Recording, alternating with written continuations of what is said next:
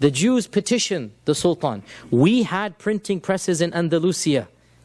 Allow us to have printing presses here. So the Sultan says, okay, fine, just for you guys, in your language, for your people. Don't sell to the Muslims. So the Jews and then the Christians get private printing presses that they use to educate their people.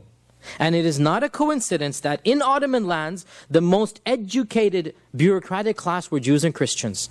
The doctors and engineers were generally Jews and Christians. The physicians were almost always Christians. Right? It's not a coincidence where you have education. This is unlike 500 years ago when Ibn Sina is ruling the world in medicine. Now things are changing now, right?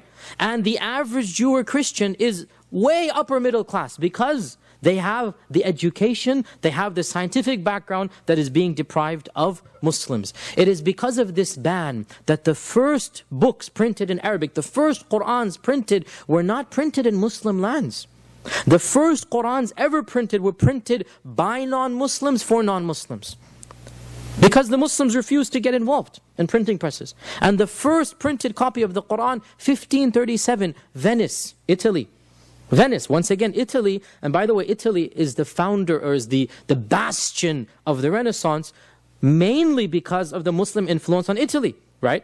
Dante's Divine Comedy, for those of you who know Western culture, which is really the spark that really sparked the Renaissance, 1327 or so. Dante's Divine Comedy is basically adopted from the Isra wal Mi'raj. The whole concept of going up to the heavens and going down to hell and seeing what's happening. The whole Divine Comedy is an adaptation of a book that it's a modern, everybody knows now, I mean it's a well-known fact that the entire story has come from Muslim folklore and legend.